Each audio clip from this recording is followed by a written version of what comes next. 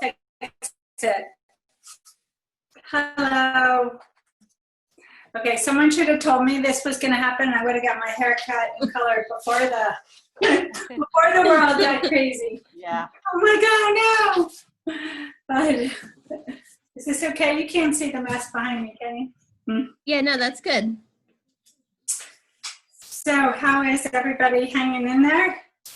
Yeah, definitely. Yeah. Took a walk around the block to get some fresh air. I keep missing you guys. We took a walk too. Yeah, which is nice. Every day.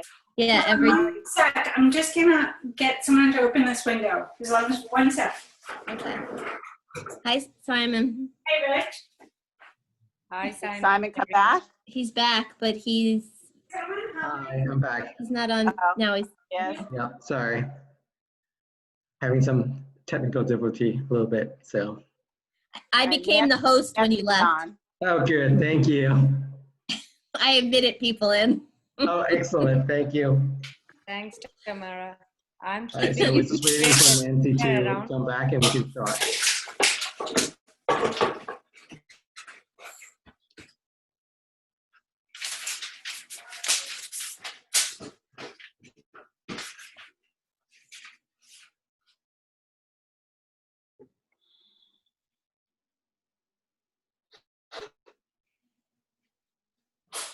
We're just waiting for Nancy to start. Hi, everyone. This is Simon. If you can actually put yourself on mute for the time being, and then once after Nancy presentation, we can actually have you do Q&A.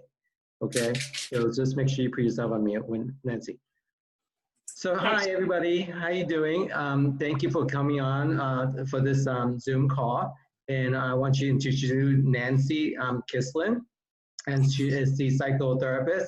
And she's going to be talking to us about, how we can cope with having, being home for the past 2 weeks, and also having kids homeschooling, and also that the challenging time that we have, how to deal with it. So Nancy, I'm going to let you introduce yourself, and then please take it away. Okay, thank you so much, Simon, for having me here today, and it's so nice to see you all. What an unusual time to be raising children, to say the least, right? So I think that when we talked about this was just to create community, to create an opportunity for all of us to talk and see if I can offer any guidance and any help. I know I've been sitting in what feels like quarantine for a little over 2 weeks, and finding a new normal. And I want to sort of hear, and you guys tell me if people can write questions in as I'm talking, that's fine. I don't know if I can actually see them. Wait, let me put my chat box up. There we go. So if anyone has questions, one of the things I've been thinking a lot about in the last couple of days is, how do I take care of myself in this time of lockdown? Because I would challenge all of you who have children in the house, where I have adult children in my house now, but whatever age our children are, is take the oxygen mask and put it on ourselves before we can take care of the people around us. I challenge you all to do the same.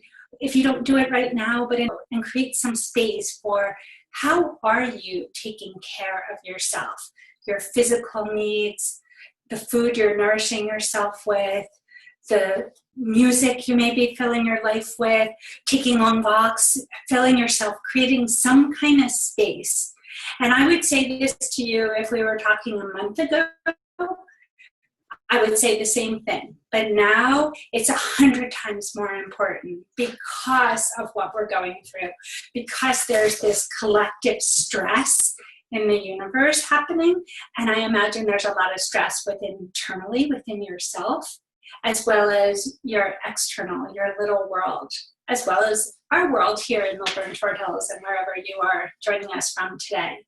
So with that, if you're comfortable and you're sitting down in a safe place, I invite you to just close your eyes. And just close your eyes and use this as an opportunity to just exhale. I apologize, the motorcycle outside my window. Sorry. Just close your eyes. Feel your body sitting on the chair. Feel your feet pressing into the floor. And just take a few deep breaths in and out. In and out. And if you want, sometimes I'll place my hands right on my heart and or on my solar plex on my stomach. And I'll just use that as a physical reminder to remind myself that I am in this physical body. And yes, I might have all this noise and all these to-do lists to do, but that I need to come back into this amazing body of mine and put my hands here and use my breath. And I do so much work with mindfulness and meditation, especially with the children and teens I work with. And now, more than ever, you need it, I would say, and I bet your kids need it, because we need to be reminded that we're in our body and that we're safe. And I've done so much work over the years with trauma. And one of the most important things that we say when working with children, with families, with adult survivors of any kind of trauma is that a child, a person, we all need to feel safe. And that's really hard to do right now, right? Like, I don't know about you, but I have to keep reminding myself during the day that we are safe. We're in my little house. These are the things I can do. So when I say take care of yourself, I do that because I want you to take care of yourself, of course, but I also want you to be more present with yourself so you can be present with your children, so you can then be available emotionally, physically, to give them what they need. And they need to know that they're safe. And you can be real creative of how you say that hey, we wash our hands, that we can do something that really keeps ourselves safe. So I want to check in with you all that are there and see, does this feel okay? Have people found that they're very anxious right now and they're craving rituals, I call it, things to do to help ground them, to help their children ground? So if anyone has any thoughts to that or questions, I can see the chat box. One of the other things I've been thinking a lot about just really in the last couple of days is in our rush to create our shopping list and get the toilet paper and do all that stuff, I forgot to plan ahead. I forgot to do things like get a haircut. I also forgot to think about, how am I going to feed my soul? I'll say that again. How am I going to take care of my spiritual self in this period of lockdown? And that might sound really strange.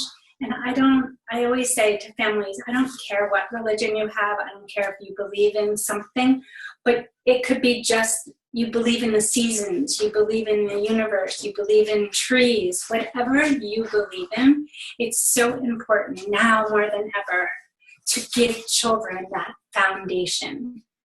Because religion or the belief in the universe, something bigger than ourselves, gives us something. So for me, a couple of days ago, I found my anxiety really generating, and I was doing all the things I know to do, but it was still kind of getting the best of me a couple times a day. And I thought, oh, I forgot about that spiritual part of myself. And I did my check-in, which I encourage you all to do, is, hey, Nancy, how am I doing? Am I making time? And some people might call it mindfulness practice. Some people might call it meditation. For me, I'm sure some of you see me, I walk all the time, right? So for me, it's actually like walking back and just surrender to be around me, whatever that practice is. So the last 2 days, I've been keeping a pad next to my computer, and I've just been putting down my spiritual self. So I'm curious if that triggers anyone to think about something. Is that something that people are doing? Is that a new concept? I know for me, I've been going into all different houses of worship, whether it's my own faith or other people's faith, it really doesn't matter, and just looking for something that speaks to me, whether it's a melody, a meditation, a sermon that's someone giving, songs from my childhood, campfires when I was at camp, something that just takes me to a place that is a happy place. So does that sound good? Thoughts? We have a very quiet audience today. Nancy, hi. So I've been... Whoops. Hi, Nancy. So I've been actually... can you hear me? Yep. Okay. So I've been actually doing this on a daily basis. That's to, keep my stress level and my anxiety down. Is that I practice, taking my meds by, meditations, by exercise, going out for a walk for 10 minutes or 30 minutes run, eating right, and getting enough sleep. And it's definitely helped me to bring down my stress level a little bit. There's so much going on, because our kids are home right now. So, and homeschooling, it's definitely something new for all of us. I give so much credit to all our teachers that they do amazing, how they teach their kids, because them being homeschooled is very different. So how do we talk to our kids when they ask for, because they might not understand or comprehend certain things. Yeah, for obviously for college students, they see it, they know what's going on. But when you talk about elementary school kids, or maybe even middle school kids, how can they understand and making sure that they know that, this is still a safe place for them to be in? Great question. And it's like, how do we find that balance between giving them enough information so they stay safe, right? Physically safe, not get too close to friends if they're taking a walk, as well as not flooding them with our anxiety or the anxiety that's out there in the community. And so one of the things is really, I always say, take their lead. Go in and set a set time. Just don't randomly drop it in, but maybe dinner, or maybe you're taking a walk and you say, hey, I realize we haven't really talked about sort of this whole homeschooling thing in a while. Do you want to talk about it now, or do you want to revisit it? Use different words, but maybe let's talk about it in a half hour. So that way you're giving them a little choice in it, because a lot of times the kids I work with always say, like, my mom will come out of nowhere and she'll just start talking about all this stuff and I wasn't prepared. So I hear that and I share it with you, is make sort of a date with them. I think it would be good if we kind of just talk again about our structure and how we're all doing. Let's do that at 6 o'clock. Okay, Mom, I'm talking to my friends at 6 o'clock. Can we do it 6:30? Be flexible. Choose your battles. That's one of the plays. Okay, now 6:30, and you go in and have that. I would say, here's my tips. Check your anxiety at the door. Check in with yourself before you open your mouth. Seriously. Like, if that means you need to send me an email, call a friend, text a friend, do whatever, and say, I'm freaking out, I'm so worried. You're entitled to that, of course. Just don't give that to your children. They pick up on your anxiety anyway. They don't need you to give it to them. And then 2 is, what's your goal? What's the outcome you want from this conversation? Okay, you want to talk to your child. I would say one of the goals is you want to find out how they're doing. Like, what's their thoughts? What are they feeling? Instead of going in with an agenda, go in with curious. There's so much change has been happening. What's it like for you now that you've been out of school for like days? Stop, silence, and see. They might give you this shrug. Don't get frustrated. They're a child, they're a teenager, they're gonna give you the shrug, right? Say, then use yourself. You know, I know that one of the things that I've been doing is making sure that I have some downtime where I disconnect from my internet and my friends, or I take a walk, or I stroll in the backyard, whatever age appropriate. And I make sure that I'm checking in with myself. Hey, have you been doing that with yourself? And again, our job as parents isn't that we need them to deliver this answer to the question. And that means we did a good job. I often think as parenting is our job is to plant these seeds and keep watering the seeds. So now you just planted an idea that, one, it's really important for self-care. Two, this is the way mom, dad is taking time for self. And three, which is so critical, is you're creating this amazing space to communicate with the child. And whether we're talking about this, or this, it doesn't matter. What makes a child feel safe is ultimately that you are a person they can talk to. And showing your vulnerability as a parent is always a good idea. Like, not to get hysterical crying, but to be like, yeah, it's kind of scary these days, right? It is scary. I also believe in humor. And it's hard now, but I don't know, I say, like, bring on the humor, bring on silly, bring on whatever. Some families I know do, there's different apps that put the joke of the day, and rotate that every dinner someone else is in charge of bringing the joke of the day to the table, or something silly like that. Does that, I don't know, Simon, does that speak to your question? Uh-oh.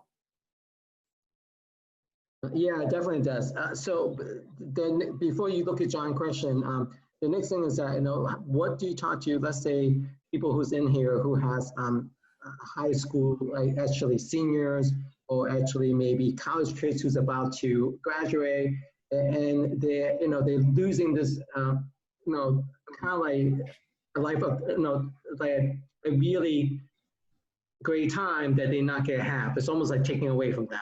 So how does those parents talk to their kids in the sense of, not just okay, because they're older, they understand certain things, but what do those parents should talk to their kids about?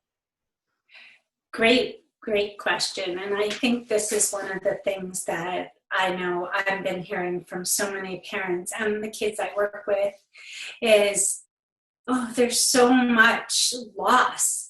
And I think that we all need to accept that it's okay to say it's loss. And that there's going to be a mourning time, and that a lot of the kids are going to grieve, and the parents are going to grieve. I know my niece is expected to be graduating from medical school, and it was such a big deal in our family, and everyone's having their own reaction, and some people just want to say it's okay. And before you go to okay, honor and validate. That's a real sad thing for the family, right? So, oh my gosh, my kid didn't take the SATs last week. Do you know how much money I spent on that kid's tutoring to take that SAT? Okay, stop. I would say to that parent, before you say that way to that kid, maybe drop them amount of money you spend and take the monetary value away and go in and check in with your child. How are you feeling that you've just been studying for X amount of months, right? And how do you feel that you're not taking it? So I think the two things really most important is to honor the experience, validate, and then I come in with, okay, what do we need to get through this? Then turn it into a place of movement in terms of what can we look forward to? Okay, well, we're not going to have this, but like I was talking to a friend this morning, and we were both in different states and feeling sad. And then we started planning something, hopefully, for the summer. And then she came in with, Nancy, it's not going to happen. And I'm like, oh, no, Oh no, I need to have that place where we're starting to think of positive things, because eventually we are going to get through this, of course. So with that teenager who's not going to have this, or this, okay, honor, and then come in with, hey, let's think of something that you can do. You know, maybe we plan a big party for whenever we come out of lockdown, right? Something creative, something fun. That helps answer that question. Nancy, there's two questions. Thank you, on the, Nancy. Group chat. I'm sorry. Oh, no, Simon, I was just going to say thank you for asking that, because that's where I am now. I have a senior in high school who was supposed to spend second semester in Israel and had to come home. Oh, And we're also looking at, you know, possibly not having graduation. I've told him, yeah, it's crummy and I feel sad for you. And I know you feel sad about it too. But there's not much we can do about it now, but then we planned parents weekend for college for October already. that's great, right. And again, I always like to start where they're at too, right? Where, you know, okay, today I'm so upset about it, and let them be there. But you know what? In a couple of days, if they're still really stuck, or another week they're really stuck here, then I would shift the conversation to being, okay, I'm noticing that you're sort of stuck here. What kinds of things we can do logistically in this world right now that can help you kind of get out of this place? And this is one of my things I talk about when we're not in lockdown all the time. I think it's so critical to raising resilient kids and raising kind kids, which I think is a really important thing to do too, is how do we help raise children where they don't think the whole world revolves around them, that they're not, whether we call them entitled, selfish, you put the word in there. And I think it's a challenge. I raised 2 daughters in this community, and I put it on my to-do list, right? Just like my job, I put a job description. What's my job description as mommy raising these children? And on there, one of our goals, our family goals, was how are we going to raise these children to give back to the world? And whether that be community service, we all do different things. But I think right now, because we are in this place, I would say to every family, no matter how old the kids are, that when you have your family meeting, I hope everyone has family meetings, which is just after dinner or whatever time works for you, every couple of days, at least once a week, check in, how are people doing, what's the logistics, who's doing what chores. I could talk more about that. But in that space that you put in there, what are we going to do this week to help our community? And I think that helps, like your son who's dealing with not going to Israel and all his disappointments. I would say to him, hey, what are you interested in? What do you care about right now? You know, what's happening in Israel? And I would let him take you down a conversation of where can we give back? So tell me what you guys think about that. A lot of times it seems overwhelming to parents if they don't know where to start. And I often think our kids are so smart. We've given them so much. Don't think that you have to come up with the solution. Just help to direct them to, this is on our to-do list. What are we going to do? I often think of it as like a tennis game or a ping pong game, that when the child asks you a question, like, or I'm so sad about not graduating. Of course, that wouldn't be his words, but however he would say it is, think about serving the ball back to him and saying, yeah, but I'm also thinking about, and I don't mean this to be like guilt, but I'm also thinking about all these families who probably aren't that far from here who are really struggling with feeding their families. Or I'm thinking of this. And get into that conversation.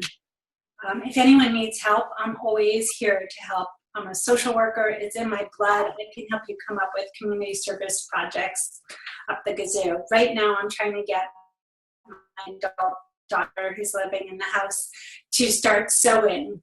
And if anyone has extra fabric, we're sort of short on fabric. And if anyone wants to join me, but I think that give me any kid who's older than this big and I can teach them how to sew and let's start making masks, right?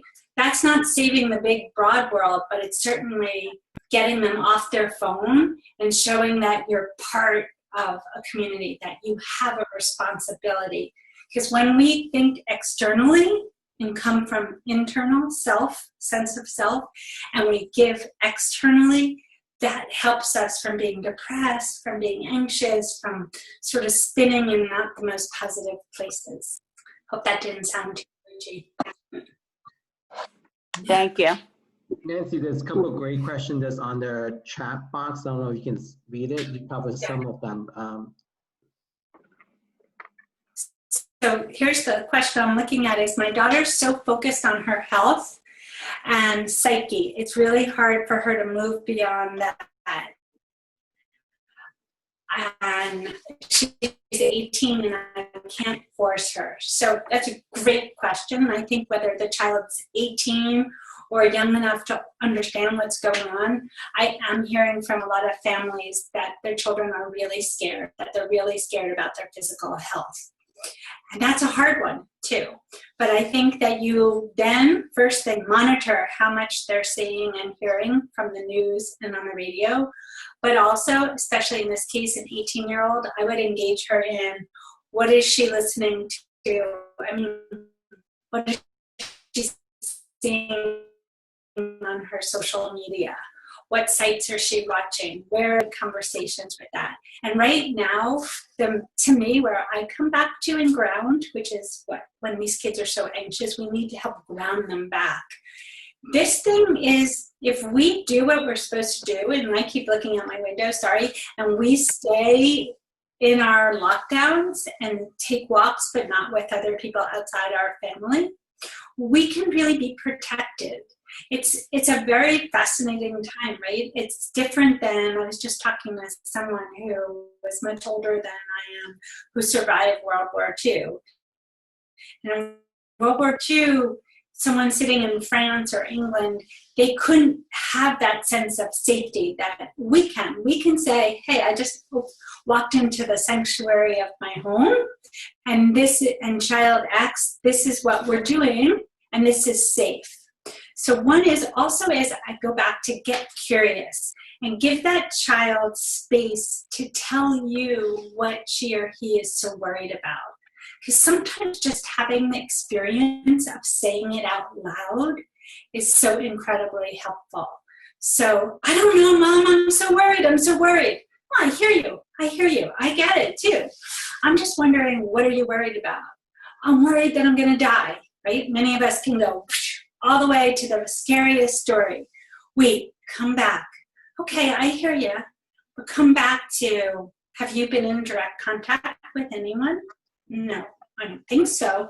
Okay, most of us have been in quarantine or lockdown for what, close to 2 weeks. So that risk factor is going way down, right? The other thing is walk them through the things they're doing. Are they staying safe? Are they washing their hands? Are they getting enough sleep? Are they eating healthy food? The other thing is, and I know this can be maybe a little controversial, but there are people dying and it's horrific, but the majority of the people who will get this will survive. They have most of us who have a strong immune system and has been taking good care of ourselves and don't have some of those high risks, which hopefully none of our children or most of the children don't, we can say to them that you're going to be okay. I personally know 2 people who have had it and already come to the other side. I have a family member who's in the middle of it right now, and do I get crazy about it at times? For sure, but I'm trusting the doctors and everyone saying that for some people it's a really bad virus and they will get through it. And I think that's important to tell our kids, that not everyone who gets it is dying from it. But then just to end that little question, I think it's also important too, as the parent, if you see that your child is really, really struggling and your gut, your intuition tells you whatever, that it's not okay, there are people like me who are out there right now who are offering free services. So if your gut is telling you that they're really struggling, don't hesitate to reach out to people that can help, obviously virtually connect. Is that good? Any other questions? We got another one that's on top. If you look at someone send it in, it's the one saying that, you know, how much should we try to make our kids understand how unprecedented this time is? Mine don't seem to grasp the magnitude of the situation. Is that important? I don't want to burden them, but I also want them to understand what's going on in the world. Okay, great question. Let's break it down, okay? So the first part of it is, I'm not sure they understand the magnitude of what's going on here. Well, first of all, why are you asking that question, right? So if that person was sitting in front of me, I'd be curious of why is that person asking that question? What is their fear? What's their anxiety about that? And I would challenge them to go take some time and kind of sit with that, right? So to me, I hear the anxiety in that. And I'm not saying that's bad. I'm saying take some time to work that through.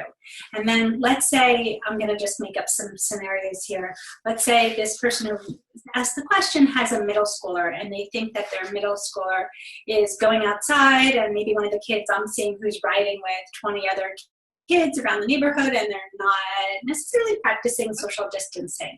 So is the concern coming from something concrete like that? Well, then that's a different conversation. That you need to sit down and explain some good facts and say that you're putting yourself and then all of us, your family, at risk. And if you can't do this, if you can't seem to negotiate being out in the world without doing that, then we're going to have to keep you like on our own property, right? This is a chance where tough love, no option. You're the parent, you need to parent. So that's one part of it. The other part of that question was the burden, like, right? So I think that's such an interesting choice of words. Like, I don't want to burden our child, my child. I'm struck by that because I like to look at this as we're all in this together, right? I know many of us want to protect our children all the time, and we think it's our job to make the world so smooth, like ice skating, but we can't. And why is this happening in our world? We don't know. At least I don't. But I do know it's a chance to help our children be more resilient and take on more responsibility. So when you say you don't want to burden them, I'd say switch that question around and engage them in this process. And this is a chance of, you know, don't give them the daily death toll that the news likes to give. That's just unnecessary, and we don't know what to do with it. At least I don't. But how do we sort of engage them in it? And that's what I mean by engage them in life. What are their responsibilities? We're parenting in a new paradigm right now, so kids should have time to have chores. All those kinds of things. Because if you and I are having this mutual respect and mutual relationship, that idea of burden should sort of dissipate. I hope that's a good answer for that. Yeah. So another question we have is, I'm most worried about my college freshman who was just getting into swing of things, making good friends, and is now feeling lost. Good question. So I'm assuming the college student is now home. I know that many college students didn't even have a chance to say goodbye to their friends, pack up their room. I know a couple kids who still have all their stuff in some other state. You do this, right? This is, many of us our age and your age, we all remember 9/11, right? That is sort of a memory point, a touch point in our memory. This is undoubtedly going to be another one of those moments that we will all remember, time in life. What we do at this, right? So that child, that college student, this is a trauma, right? We're all going through different traumas.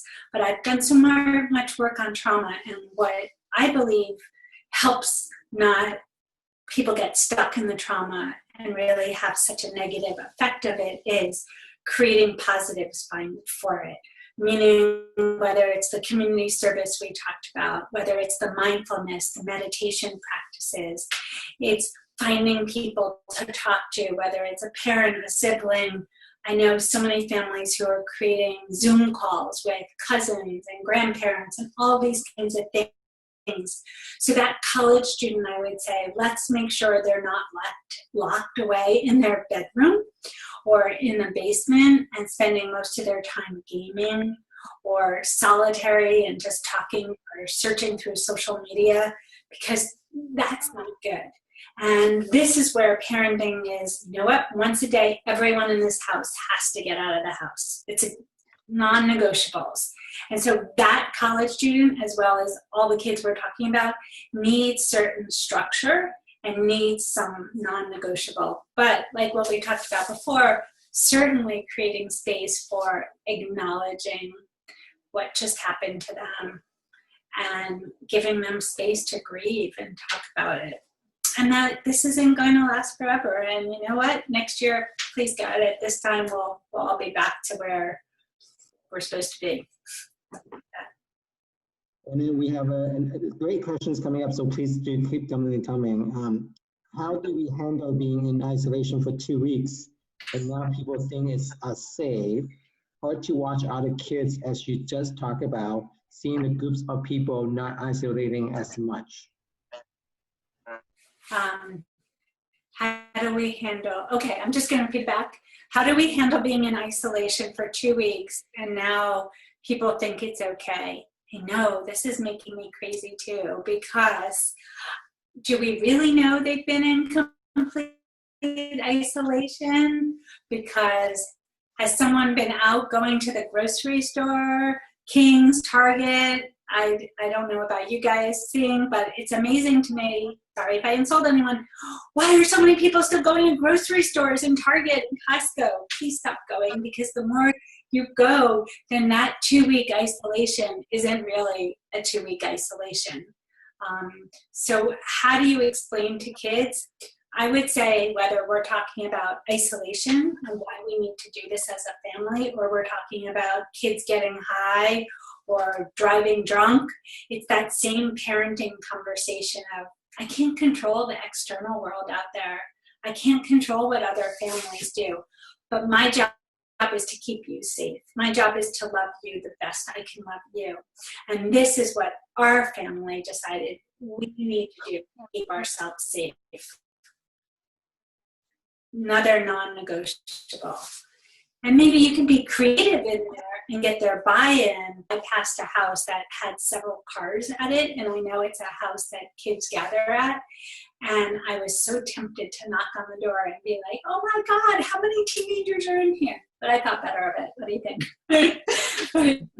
So I would say this is where we need each other the most, like where we really need to be respectful. I did see a question that somebody posted on Happy Milburn before. I don't know, I can bring that up.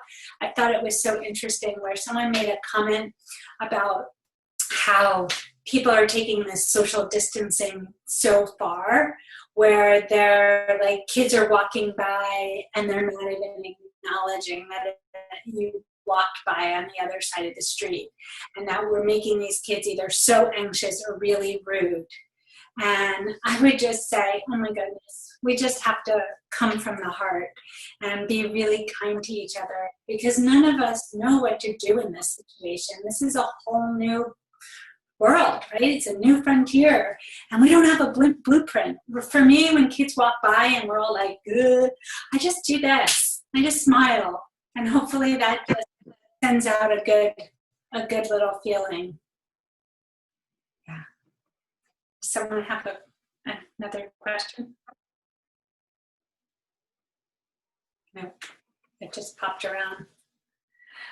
Well, I guess that I could start to end and summarize it all is that for me, I think this conversation is critical, and I'm so impressed that you all are helping us have this in our community. And two is to be aware that the conversation is changing so fast. Never in my life that I try to keep a blog going every couple of weeks. Now I feel the pressure to be putting out every couple of days because the climate has changed. Look where we were a week ago, or 2 weeks ago, to where we are now. And if we're having a hard time keeping up, can you imagine how hard it is for kids? And that's why I urge everyone to create structure. Whatever, if you don't want it to be rigid because that's just not your personality, I get that too. But you can have structure without being rigid. You can have buy-in with your kids and still have structure. Hey, I'm thinking we should all get up and have breakfast. I'm thinking 8 o'clock. What do you think? 9 o'clock. Okay, let's meet in the middle, 8:30. There, you're still having structure, but you're not being this kind of yelling mom, dad, and sort of creating this space. So again, I'm here for the community. Anybody need to touch in, check in, feel free to reach out to me, text, email, phone call. I'm around. You'll find me walking. Does anyone have anything else they want to say? I'll just say thank you very much. I thought this was really very helpful. I definitely, mine was the question of what do you do when others aren't doing what you're doing for your family. So that's helpful to just say this is what our family's doing. So because I feel like that's going to start coming up more and more now. So and I think that it's okay. Yeah, I'm glad it was helpful. And I think it's okay to say that because we've never gone through this before, this is a time where we're going to practice. We're going to practice on the safer side. We're going to practice, we don't have to be out there and we don't have to be the risk takers out there.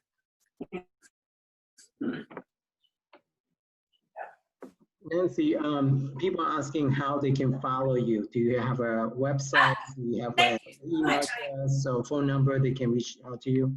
Sure. I'm so sorry. I forgot to say that. So I am Nancy Kislin, and you can follow me on Facebook, Nancy Kislin, or I have a parenting page, which is Nancy Kislin, Parenting Navigator, or you can email me at, actually, I have a new website as of 3 days ago, and you can check it out at nancy.kislin.com. And there you can sign up for my newsletters, emails. I'm working on, and hopefully in another week or two, of putting out a child-friendly meditation mindfulness book. It was originally written to go with the school lockdowns, which is something I've been talking about. I've written a book last year called Lockdown, Talking to Your Kids About School Violence. And who knew 2 years ago when I wrote this book, and a year ago when it came out, that the title Lockdown would have this whole other connotation, right? The world is strange. But basically my talking points in the book are my talking points for this. And I would say that we use this as such an incredible opportunity. Of course, none of us would pick it, but that we use this as a time to find value in each other, be present with each other. One of my daughters was telling me the other day that the fish, she read an article, the fish were coming back in the Mediterranean by Vienna. Did anyone see that? And that the pollution in China, that you can actually see it from space, the lower. And so those are things that I think are great talking points to use with children, that in every crisis we can find the positive. So when my girls were younger, we used to do something like the highs and the lows of the day. And trust me, they weren't always into it, and they would whine and roll their eyes at me. But instead of just hearing everyone's complaints and whines of the day, I would say, you have to give me 2 positives for 1 negative, or 2 positive things that happened today for 1 complaint. And that's the same thing now, right? Like, oh my God, I didn't get to eat my favorite pizza today. Okay, me too. And give me 2 positives. So follow me at Nancy Kislin and connect to me. I'm doing also Facebook Lives. In fact, I'm going to jump on, I think, at 6 today and do a Facebook Live where people can ask me questions too. And I'm here. And together we will get through this. How's that? Bye. Thank you so much, Nancy, and thank you for everyone who's joining us. And also, if you guys have another topic that you guys like to talk about, please email us at simon@swkrealestate.com, and we'll be hosting a lot more of the Zoom conference for anyone who likes to join in. Thank you again, Nancy. You're the best. Thank you. Everybody. Bye-bye. Thank you. Stay safe. Bye.